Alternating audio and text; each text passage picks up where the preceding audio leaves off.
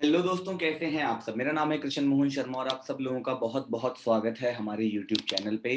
तो गाइज, आज हम लोग इस वीडियो में बात करेंगे मेकिंग ऑफ इंडियन कॉन्स्टिट्यूशन के बारे में। इस वीडियो में मैं सिर्फ आप लोगों को वो बातें बताऊंगा जो आप लोगों के एग्जाम के लिए बहुत बहुत बहुत ज़्यादा इंपॉर्टेंट है और आपको पता होनी भी चाहिए। ठीक है, तो अगर आप किसी भी लॉ एग्जाम की तैयारी कर रहे हो, rather it be CLAT, DULLB, BHU या कोई भी लॉ एग्जाम की आप तैयारी कर रहे हो, तो ये क्लास बहुत इंपॉर्टेंट है। एटलीस्ट 2 क्वेश्चंस की मैं गारंटी देता हूँ आज वाली वीडियो में से। ठीक है, तो फटाफट अपनी नोटबुक्स और पेन उठा लें। जो जो चीज़ें मैं अंडरलाइन कर रहा हूँ या मार्क कर रहा हूँ, याद रखिएगा, वो चीज़ें बहुत इंपॉर्टेंट है। ठीक है, तो चैप्टर का नाम है making of Indian constitution. Hello guys, तो एक बार वीडियो शुरू करने से पहले हम इस वीडियो के स्पॉन्सर के बारे में जान लेते हैं। तो इस वीडियो को स्पॉन्सर किया है अन अकेडमी ने। तो जैसे कि आप लोग जानते होंगे, अन अकेडमी एक बहुत ही अच्छा, इफेक्टिव और सस्ता प्लेटफॉर्म है जो बहुत क्वालिटी एजुकेशन बहुत कम प्राइजेस में दे रहा है। तो अगर आप लोग क्लैट या फिर DULLB या फिर BHU या फिर किसी भी लॉ एंट्रेंस एग्जाम की तैयारी कर रहे हैं, तो आई वुड रिकमेंड कि एक बार आप अन अकेडमी को जरूर विजिट करें।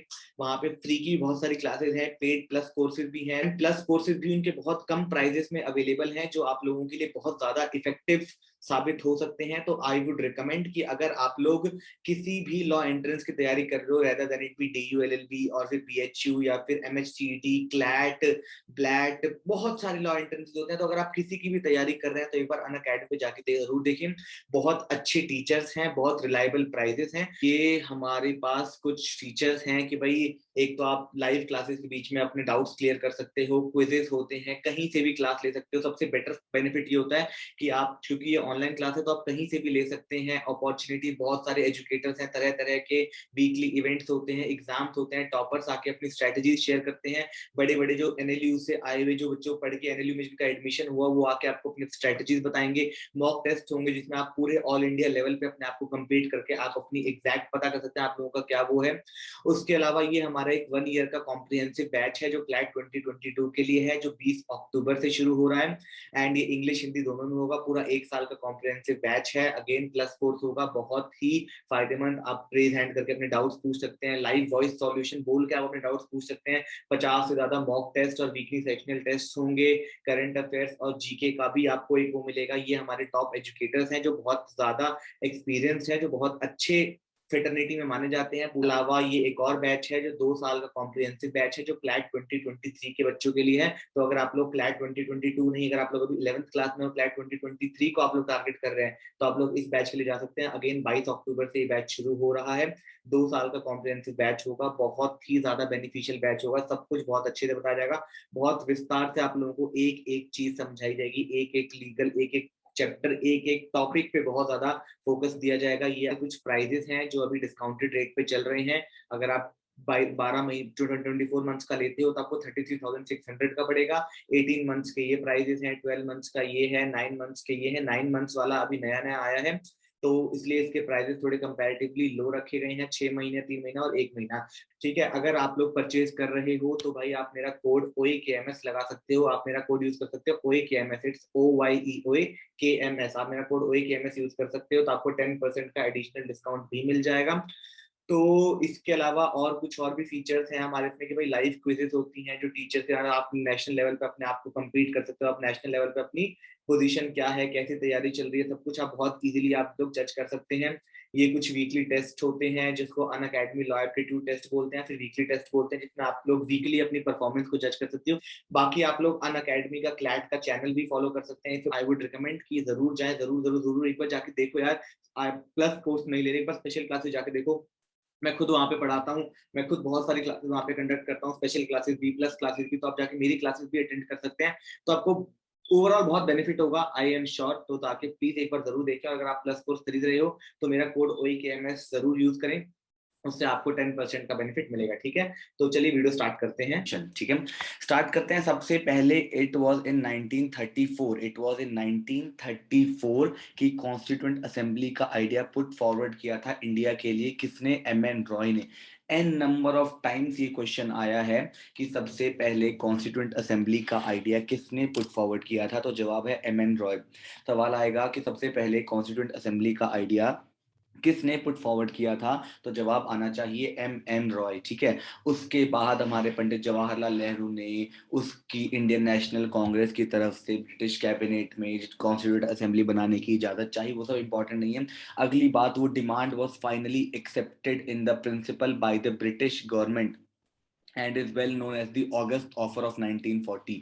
जो डिमांड जो थी कॉन्स्टिट्यूंट असेंबली की जो डिमांड थी वो ब्रिटिश गवर्नमेंट द्वारा एक्सेप्ट की गई थी 1940 में, जिसको हम लोग बोलते थे ऑगस्ट ऑफर। अगला नेक्स्ट चलें तो ये लाइन बहुत ज्यादा इंपॉर्टेंट है। The constituent assembly was constituted in November 1946 under the scheme formulated by the cabinet mission plan. बहुत बहुत बहुत बार ये सवाल देखा गया कि कौन से प्लान के तहत कैबिनेट कॉन्स्टिट्यूंट असेंबली बनाई गई थी। कौन से प्लान के तहत कॉन्स्टिट्यूंट असेंबली बनाई गई थी? तो बनाई गई थी नवंबर 1946 में कैबिनेट मिशन प्लान के तहत। I repeat, constituent assembly was constituted in November 1946 under the scheme of cabinet mission plan. उसके बाद आगे वाली चीजें कुछ ज्यादा इंपॉर्टेंट नहीं है हमारे लिए। नेक्स्ट देखें तो अगली बात, हाँ अगली बात अगेन बहुत इंपॉर्टेंट। नवंबर 19 फर्स्ट मीटिंग कॉन्स्टिट्यूंट असेंबली की जो फर्स्ट मीटिंग थी वो कब हुई थी? वो थी दिसंबर 9 1946 को। कब हुई थी? 9 दिसंबर 1946। कॉन्स्टिट्यूंट असेंबली की पहली मीटिंग कब हुई थी? 9 दिसंबर 1946 को।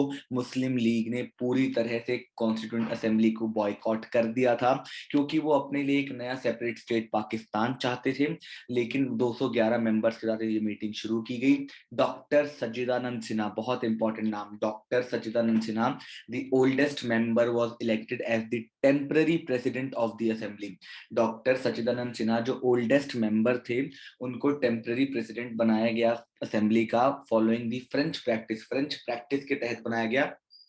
इस लाइन को जरूर लिख लें। डॉक्टर सच्चिदानंद सिन्हा जो ओल्डेस्ट मेंबर थे, उनको कॉन्स्टिट्यूंट असेंबली का टेम्पररी प्रेसिडेंट बनाया गया, फ्रेंच प्रैक्टिस के तहत बनाया गया। बाद में later doctor Rajendra Prasad was elected as the president of assembly. दोबारा से बता रहा हूं कि भाई टेम्पररी प्रेसिडेंट हमारे जो वो थे, टेम्पररी प्रेसिडेंट अगर सवाल आ जाए तो doctor Sachchidanand Sinha, elected president आ जाए तो डॉक्टर राजेंद्र प्रसाद, साथ साथ दो वाइस प्रेसिडेंट थे एच.सी. मुखर्जी और वी.टी. कृष्णमचारी। ठीक है। तो उसके बाद अगर हम आगे चलें तो एक बहुत इंपॉर्टेंट नाम सामने आने वाला है जवाहरलाल नेहरू का। जवाहरलाल नेहरू जिन्होंने हिस्टोरिक ऑब्जेक्टिव रेजोल्यूशन मूव किया था असेंबली में। हिस्टोरिक ऑब्जेक्टिव रेजोल्यूशन असेंबली में मूव किया था, बहुत बार सवाल देखा गया है, who moved the historic objective resolution in assembly. Assembly में हिस्टोरिक रेजोल्यूशन किसने मूव किया था? तो इसका जवाब है जवाहरलाल नेहरू। इस नाम को अपने हाथ पे गुंदवा लो, जवाहरलाल नेहरू। जवाहरलाल नेहरू बहुत इंपॉर्टेंट क्वेश्चन है। ऑब्जेक्टिव रेजोल्यूशन जवाहरलाल नेहरू ने पेश किया था और वो यूनैनिमसली पास हुआ था। वो यूनैनिमसली पास हुआ था कब? जनवरी 22 1947 को यूनैनिमसली वो पास हुआ था, हर स्टेजेस के थ्रू पास हुआ। पेश कब हुआ था? 13 दिसंबर 1946। पास कब हुआ? जनवरी 22 1947। किसके द्वारा? जवाहरलाल नेहरू द्वारा। और उसी का modified version, it's modified version forms the preamble of the present constitution. उसी के मॉडिफाइड वर्जन को आज की डेट में हम प्रियम्बल कहते हैं। क्या देखा हम लोगों ने? 13 दिसंबर 1946 को जवाहरलाल नेहरू ने हिस्टोरिक ऑब्जेक्टिव रेजोल्यूशन पेश किया। कहां पे? कॉन्स्टिट्यूएंट असेंबली में। उसको पास कब हुआ? जनवरी 22 1947। और उसी के मॉडिफाइड वर्जन को हम लोग क्या कहते हैं? प्रियम्बल कहते हैं। ठीक है। उसके बाद अगर हम आगे देखें इसमें, तो इंडिया और पाकिस्तान का जो पार्टीशन हुआ था, कौन से प्लान के तहत हुआ था? माउंटबेटन प्लान के तहत हुआ था। कौन से प्लान के तहत हुआ था? माउंटबेटन प्लान के तहत। हमारे सॉरी अंतिम जो वाइसराय थे वो लॉर्ड माउंटबेटन ही थे। ये बात भी याद रखिएगा। उसके बाद कुछ पॉइंट्स जो बहुत इंपॉर्टेंट हैं। इंडिया ने अपनी कॉमनवेल्थ की मेंबरशिप कब ली थी? कॉमनवेल्थ की मेंबरशिप ली थी मई 1949 को। इंडिया ने अपना नेशनल फ्लैग कब अडॉप्ट किया था? जुलाई 22 1947 को।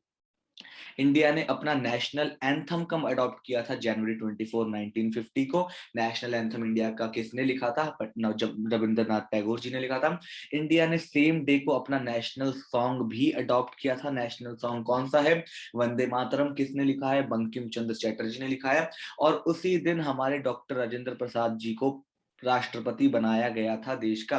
पेपर में सवाल आ जाए, बहुत लेमैन क्वेश्चन है कि भाई हमारे देश के पहले राष्ट्रपति कौन थे? तो डॉक्टर राजेंद्र प्रसाद ही थे। ठीक है।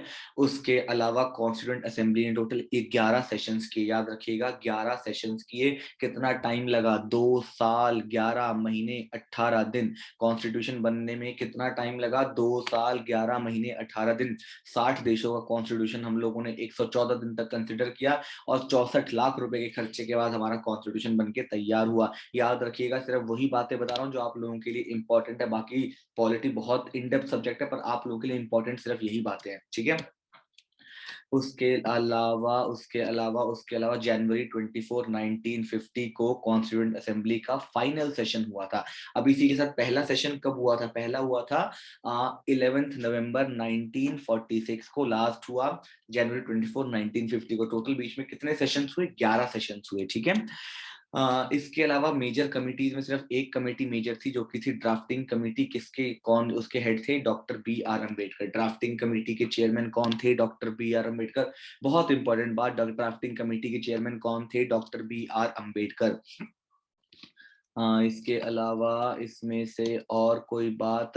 हाँ जी, अंबेडकर साहब के बारे में कुछ बातें पढ़ लेते हैं हम लोग। सबसे पहले जब कॉन्स्टिट्यूशन बना, तब 26 नवंबर 1949 को जब हमने कॉन्स्टिट्यूशन अडॉप्ट किया। याद रखिएगा, पेपर में सवाल आ जाए कॉन्स्टिट्यूशन कब अडॉप्ट हुआ था, तो नवंबर 26 1949 को। तब उसमें क्या क्या था? तब उसमें एक प्रियम्बल था, 395 आर्टिकल्स थे और 8 शेड्यूल थे। क्या था? एक एक प्रियम्बल था, 395 आर्टिकल्स थे और 8 शेड्यूल्स थे। अभी कितने शेड्यूल्स है? मेरे को कमेंट में लिख के बताएं, अभी हमारे कॉन्स्टिट्यूशन में कितने शेड्यूल्स है? ठीक है। डॉक्टर बी आर अम्बेडकर हमारे पहले लॉ मिनिस्टर थे। एग्जाम में क्वेश्चन देखा है मैंने, who was the first law minister of the country? तो डॉक्टर बी आर अम्बेडकर, जिन्होंने हमारा कॉन्स्टिट्यूशन ड्राफ्ट किया था। He was also known as the father of constitution of India. उनको father of constitution of India के नाम से भी जाना जाता था। उनको चीफ आर्किटेक्ट ऑफ कॉन्स्टिट्यूशन भी कहते थे, chief architect of constitution of India भी कहते थे। ऑल्सो नोन एज मॉडर्न मानू। 3 नाम आ गए सामने, father of constitution of India, chief architect of the constitution of India और मॉडर्न मानू, ठीक है। इसी के साथ बस आज वाली वीडियो शायद यहीं खत्म। नहीं नहीं नहीं, कुछ इंपॉर्टेंट फैक्ट्स हैं, ये हम नेक्स्ट वीडियो में देखेंगे। तो आज ये वाली वीडियो हम लोग यहीं खत्म करते हैं। अगर वीडियो अच्छी लगी हो तो गाइज चैनल को सब्सक्राइब कर ले। ऐसी और बहुत सारी वीडियो जो सिर्फ जिसमें सिर्फ मेजर चीजें होंगी, बहुत इंपॉर्टेंट है आप लोगों के लिए। तो अगर अच्छी लगे अपने फ्रेंड्स के साथ शेयर कर लेना, ठीक है गाइज। तो बहुत जल्द मिलेंगे अगली वीडियो में। धन्यवाद।